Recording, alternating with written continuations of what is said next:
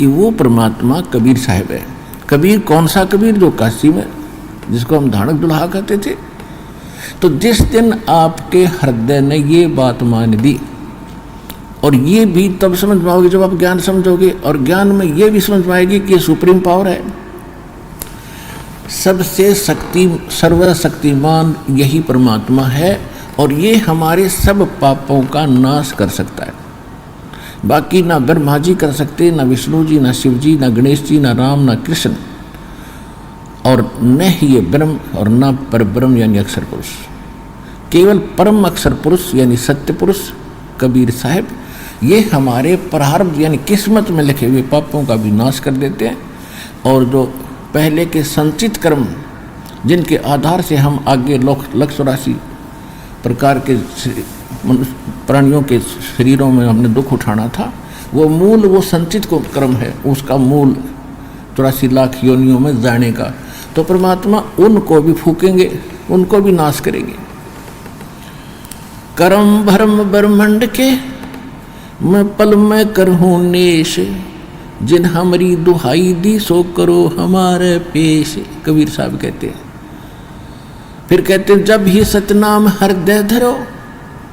हृदय धरो का मतलब है जो हृदय से मान लिया कि सचमुच ये मंत्र है, गॉड गिवन है, तो परमात्मा का दिया हुआ, भगवान का बताया हुआ, और उसकी प्यारी आत्माओं जिनको हम महान संत मानते थे, उन्होंने यही जाप किए, तो ये हृदय में तब समाएगा कि सचमुच हम जो साधना करें फाइनल है।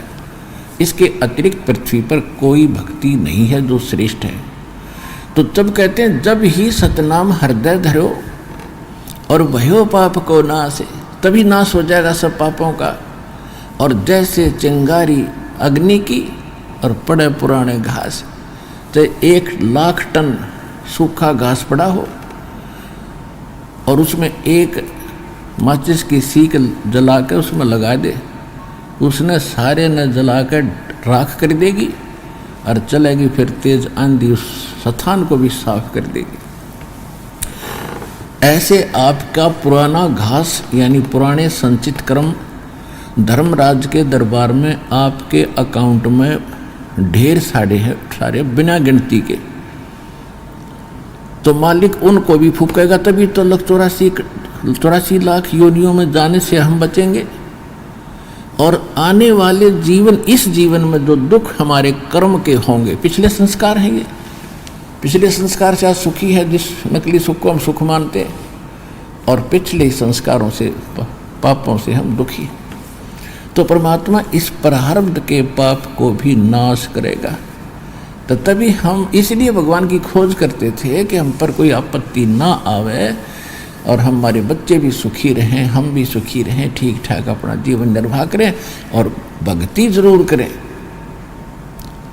तो पहले तो हम केवल कहीं जाते थे तो उद्देश्य ये होता था बिजनेस में अच्छा लाभ हो, बच्चे सुखी हों, बस दैट्स ऑल।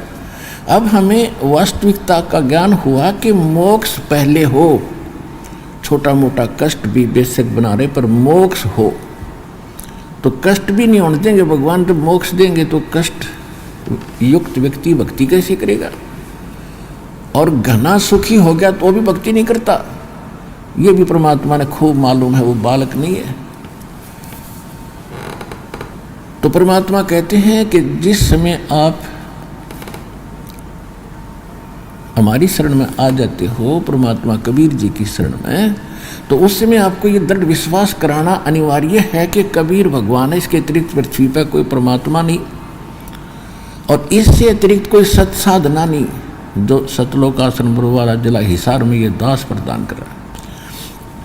तो उस दिन आपका हाथ पकड़ लिया भगवान ने, और समर्थ जिसका साथ देता है वो छोड़ता नहीं। फिर तो सबसे पहले आपने परमात्मा पर विश्वास दृढ़ करना पड़ेगा।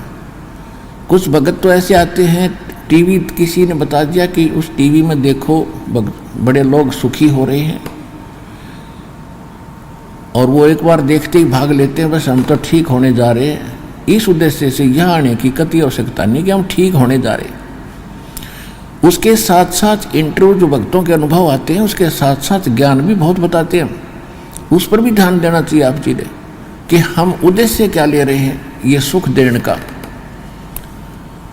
तो सबसे पहले यहाँ आने वाले भक्त को ये जान लेना चाहिए कि हम मोक्ष देते हैं।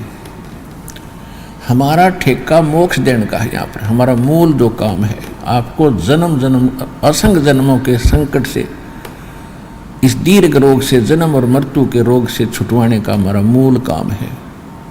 बाकी रहे जो कष्ट हैं आप पर, ये भी निवारण करने पड़ेंगे। जब आपसे भक्ति करानी है भगवान ने, तो संकट में भक्ति हो नहीं सकती, लेकिन थोड़ा बहुत संकट भगवान जान कर रखते हैं, क्योंकि सुखी होते ही जीव भगवान बोलता है। ये ऐसी बुरी आदत है हमारी। तो परमात्मा क्या बताना चाहते हैं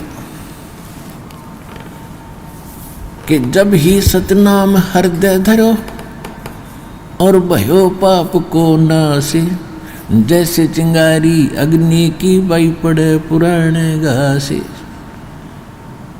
आपके संचित कर्म समाप्त होंगे, और फिर जब संचित कर्म यानी पाप कर्म आपके हृदय में बेचैनी पैदा किए रखते हैं, और जब इस मंत्र के जाप से, आशीर्वाद से, धर्म कर्म जो आपको बताए जाते हैं, सब से मिलकर ही वो नॉर्मल होंगे।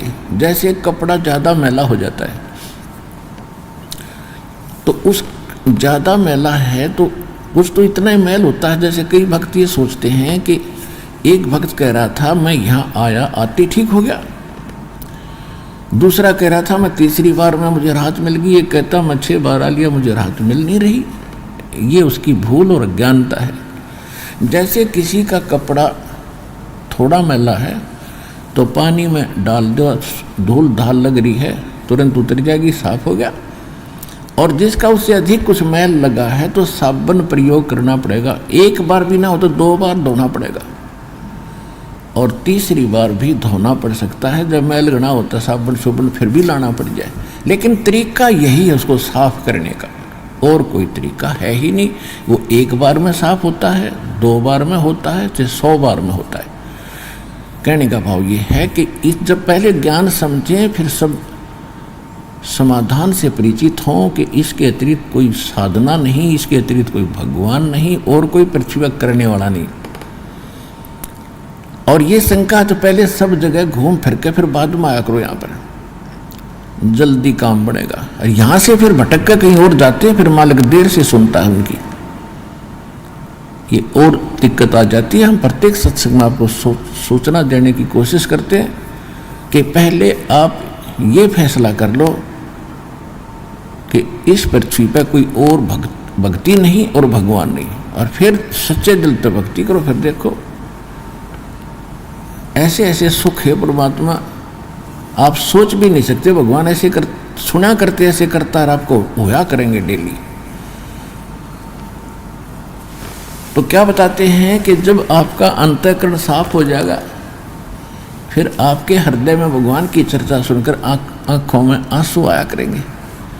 जरा सी भी मालिक की महिमा कभी चलेगी, आंखें भर आया करेंगी आपकी। तो वह प्रेम की पवन चल पड़ी।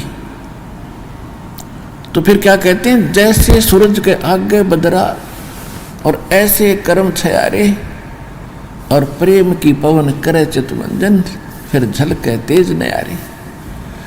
जैसे आत्मा और परमात्मा के बीच में हमारे पाप कर्मों के बादल छा गए, और ये वास्तविक लाभ हमें प्राप्त नहीं होने दे रहे। जैसे सूरज का आगे बादल होते हैं, तो सूर्य का जो प्रकाश प्रॉपर हमारे पास नहीं आ पा रहा, तो हम उससे वंचित हैं। ना कपड़े सूख पाते, ना और कोई वस्तु ठीक से सेट हो रही, गिल्ली गिल्ली पड़ी है।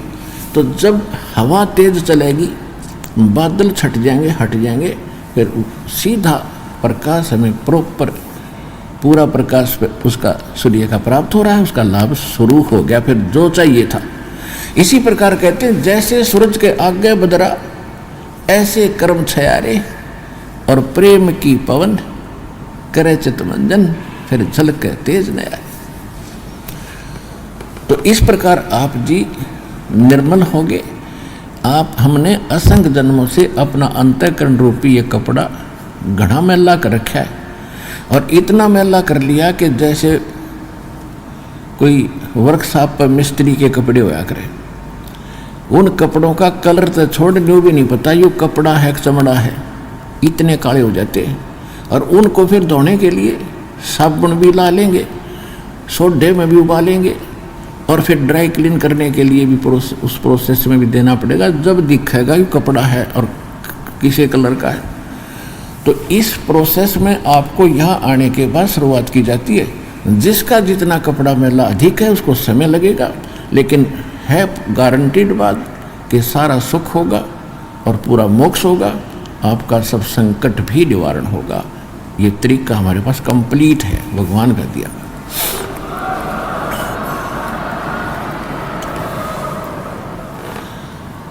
और कोई भक्त कहते हैं हम 4 बार आ लिए हैं, हमें कोई राहत मिल नहीं रही। और कई भक्त अधिकतर कहते हैं कहने लगे जी कैंसर का रोग था वो तो कति ठीक हो गया, एक थोड़ा सा हाथ में दिक्कत है। कोई बात ना बेटा, जब भगवान ने इतना भयंकर रोग ठीक कर दिया, हाथ वाली दिक्कत उसके लिए क्या बड़ी है, पर इसने करेगा अपने हिसाब से। अगर सारे कब ठीक कर दिए फिर वह बकवास शुरू हो जाएंगी। तो ये थोड़ा सा तो रखना पड़ेगा तुम्हारे यहाँ, ना तुम भाग जाओगे फिर काल के पाले में। परमात्मा कहते हैं सुख के माथे पत्थर पड़ो, जिसते नाम हृदय ते जावे, और बलिहारी उस दुख के जो पल पल नाम रटावे। कि हे परमात्मा इतना सुख भी ना देना जिससे आपकी भूल पड़े, आपका नाम की याद ना रहे। आग लगे से सुख के भगवान बताना चाहते हैं, और इतना दुख भी दिए रखना तेरी याद बनी रहे। तो ये परमात्मा का काम है। जब आप इसके ऑपरेशन थिएटर में आ गए, जन्म मरण के रोग काटन का ये एकमात्र ऑपरेशन थिएटर है सतलोक आश्रम बरवाला, जिला हिसार में। तो उसके उस रोग का नाश करने के लिए पहले सारी सेटिंग करनी पड़ती है। जैसे शुगर बढ़ रही है, पहले उसने ठीक करेगा डॉक्टर, या कोई और दिक्कत है पहले उसको पूरा करेगा। तो मोक्ष प्राप्ति से पहले आपके ऊपर जो जो संकट हैं उनको सेट करेंगे, तभी तो ये मोक्ष का ऑपरेशन होगा। तो जो दुख तुम्हारे ऊपर है पहले इनको ठीक करेंगे, अवश्य करेंगे, फिर समय बेसिक लग जाएगा, अपने हिसाब से करेंगे। और किसी का कोई ऐसा दिक्कत है नहीं तो सीधा ऑपरेशन हो जाता उसका। तो ये एक साइंटिफिक तरीके से भी आपने इस अध्यात्म मार्ग को, ये भी विज्ञान है, इसको तत्व ज्ञान कहो, विज्ञान कहो, मूल ज्ञान कहो, ये अध्यात्म विज्ञान है। इस तरह परमात्मा अपने हिसाब से करेगा। तो इस प्रकार आपने जल्दी नहीं मचानी चाहिए। अब जैसे कई कहते हैं जी हमने ज्योति भी वो यज्ञ भी करा दिया है, हमने एक पाठ भी करा दिया है, अभी भी कुछ गाँव घर में थोड़ी बहुत दिक्कत चली रही है। तो पुण्यात्माओं ये विचार करना चाहिए। कई भक्त दिक्कत ऐसे बिना ज्ञान के विचलित हो जाते हैं। एक कह रहा था कि मेरी पत्नी ऐसे ऐसे कह रही थी, ये कर लिया वो कर लिया, मैं तो इस नाम को ही त्यागूंगी। एक बहन कह रही थी वहाँ बहुत अच्छा संत है, वहाँ जाऊंगी। तो पुण्यात्माओं देखो, यही दास समाप्त करना चाहता है कि पहले आप ज्ञान समझो। जब तक ये मन में है ना तो आपको कति लाभ नहीं होते यार, रोज बैठे रहना।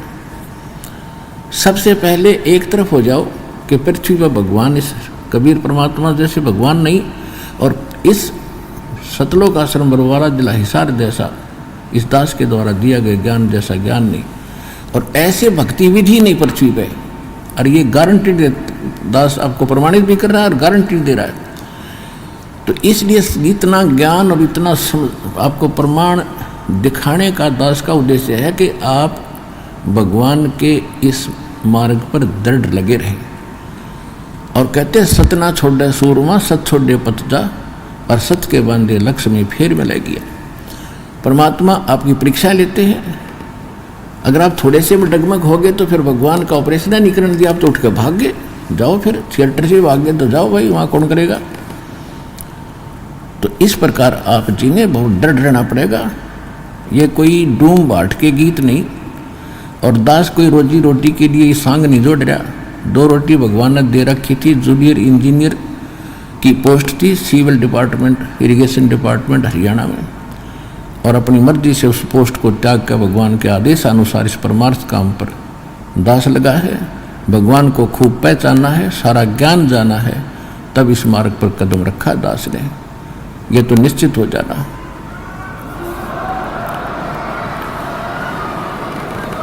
ये निश्चित हो जाना, दास तो शब्द कहेगा भगवान का होगा, दास का नहीं होगा। आपको विश्वास कब होगा? वो आपकी बुद्धि व बालकाली कद समाप्त होगी, उसकी इंतजार है। जो हमारे सस हो गए हैं, नए नए आए हैं, पुराणों की तरह खत्म होगी यह शंका। नए नए जो बच्चे हमारे बने हैं, नाद के जो बच्चे हैं हमारे, दो प्रकार से संसार बताया है। एक तो माता पिता से बनता है, उसको बिंद कहते हैं, बिंद का परिवार। और एक नाद के बच्चे होते हैं जो परमात्मा से दीक्षा ले ले, गुरु जी से दीक्षा जो ले लेते हैं, तो वो गुरु जी के बेटा बेटी हो गए उस दिन से, जिस दिन उन्होंने नाम लिया, उस दिन उनका जन्म है। तो आज जो पुराने बच्चे हैं, बड़े काफ़ी समय से दीक्षित हैं, वो तो सब समझ चुके हैं, वो तो निरसंशय हो चुके। जो नए बच्चे हैं, दीक्षा ले भी ली है, साल डेढ़ साल हुआ है, ज्ञान अभी पूरा समझ में आया नहीं है, तो बालक है अभी। अब जैसे बालक कोई पेन उठा लेता है और उस पेन को उठा के अपने पिताजी से पूछता है, पापा जी ये क्या है? वो कहता है बेटा पेन है। वो कहता है कि पेन है, पेन है। वो करता करता उसने रख देता है, क्योंकि वो ना तो ये भी उसकी बुद्धि इतनी नहीं कह सोचता कि पिताजी से जो पूछ रहा हूँ ये गलत बता रहा है। इतनी उसकी बुद्धि काम नहीं कर रही, पिताजी कह क्या रहे हैं। वो ए करता, ना तो वो नकारता है कि पिताजी गलत बोल रहे हैं, और ना उसका समझ मारी वो कह रहे हैं क्या चीज़ है, इसने पेन कह रहे हैं। तो जब वो बच्चा थोड़ा सा बड़ा हो जाता है तो उसकी मिट जाती है, और फिर उसको कहते हैं बेटा वो पेन ला उठा के, बेटी भाग्या जाता है, पेन उठा के लाता है। उस दिन उसकी मिट गई। तो जिस दिन आपकी वह मिट जाएगी, उस दिन देखियो दो हाथ भगवान के। या मिटाने के लिए इतना सत्संग और प्रमाण दिए जाते हैं।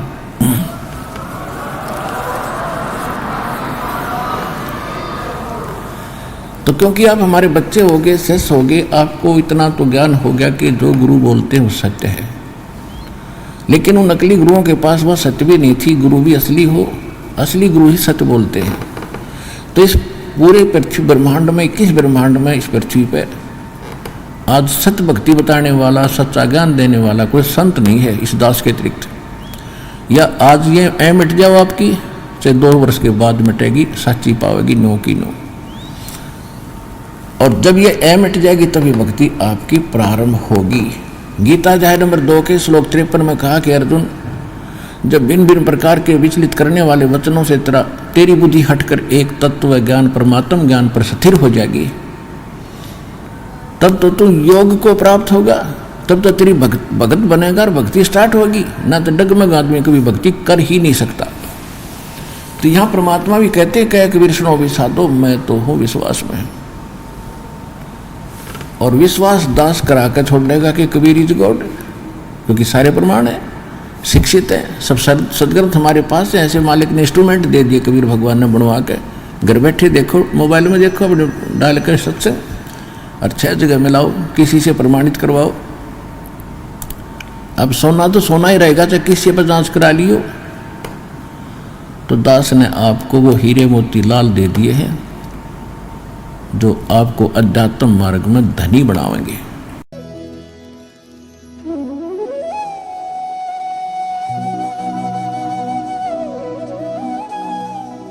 अगर आप ये वीडियो YouTube पर देख रहे हैं तो हमारे चैनल को सब्सक्राइब करें और बेल आइकन को दबाना ना भूलें। अगर आप Facebook पर ये वीडियो देख रहे हैं तो हमारे पेज को लाइक करें।